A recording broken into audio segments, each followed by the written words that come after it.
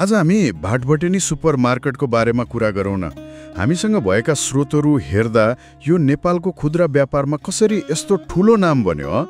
यसको यात्रा प्रभाव यसबारे अलिक गहिरिएर हेरौँ है त। हुन्छ, यो त साँच्चै नै एउटा चाखलाग्दो विषय हो नि। हामीसँग भएका जानकारीले त के देखाउँछ भने यसको सुरुवात एकदमै सामान्य थियो हैन, अनि आज यस्तो विशाल सञ्जाल बनेको छ। स्रोतले यसको सफलताका कारण अनि चुनौतीहरू बारे पनि बताउँछन्। ल सुरु गरौँ न त यसको सुरुवातबाटै।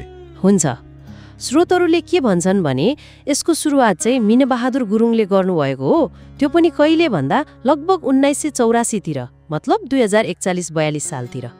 काठमाडौँको भाटबटेनी भन्ने ठाउँबाट हैन त? हो, त्यही भाटबटेनी ठाउँमा एउटा सानो किराना पसलबाट सुरु भएको रे। कति सानो भन्दा 12 बाई 12 फिटको कोठा जस्तो मात्रै। 12 बाई 12 फिट, सोच्नुस् न। हुन त कतिपय स्रोतमा स्थापनाको साल वा पसलको आकार बारे अलिअलि फरक पनि पाइन्छ, तर जे होस् सुरुवात चाहिँ एकदमै सामान्य थियो भन्ने कुरामा दुई मत छैन।